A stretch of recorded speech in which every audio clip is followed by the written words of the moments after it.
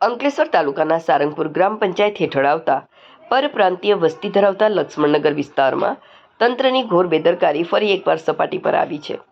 છેલ્લા 2 દિવસથી અંકલેશ્વરમાં વરસી રહેલા ધીમી ધારના વરસાદે જ પંચાયતની પ્રી મોન્સૂન કામગીરીની પોલ ખોલી નાખી છે। માત્ર સામાન્ય વરસાદમાં જ સમગ્ર લક્ષ્મણનગર વિસ્તાર પાણી થઈ ગયો છે, જેના કારણે સ્થાનિકો અને શાળાએ જતા માસૂમ વિદ્યાર્થીઓ ભારે પરેશાની ભોગવી રહ્યા છે। લક્ષ્મણનગરના મુખ્ય માર્ગ પર ઘૂંટણસમાં પાણી ભરાઈ જતા વાહન વ્યવહાર અને લોકોની અવરજવર સંપૂર્ણપણે ખોરવાઈ ગઈ છે। આ વિસ્તારમાં આસપાસ 3 જેટલી મોટી શાળાઓ આવેલી છે। રોજ સવારે નાની વયના વિદ્યાર્થીઓને આ ગંદા અને ભરેલા વરસાદી પાણીમાંથી પસાર થઈને શાળાએ જવું પડે છે, જેનાથી વાલીઓમાં ભારે રોષ જોવા મળી રહ્યો છે। સ્થાનિકોના જણાવ્યા અનુસાર વરસાદી પાણીના નિકાલની કોઈ યોગ્ય વ્યવસ્થા જ નથી।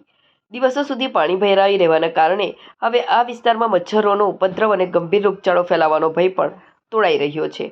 સ્થાનિકો હવે એક જ સૂરમાં માંગ કરી રહ્યા છે કે સ્માર્ટ વિલેજની વાતો કરતી સારંગપુર ગ્રામ પંચાયત કે સ્થાનિક વહીવટી તંત્ર કુંભકર્ણની નિંદ્રામાંથી જાગે અને આ समस्याનો કોઈ વહેલી તકે कायमी उकेल लावे।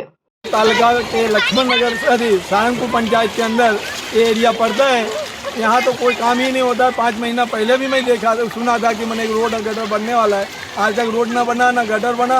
आज की हालत देखिए, बच्चे लोग का निकलना चलना मुश्किल हो गया। बच्चे स्कूल कैसे आएंगे जाएंगे क्या करेंगे वो मुश्किल हो गया है। हम लोग का मेन रास्ता टूट गया है, मेन रास्ता जाने का।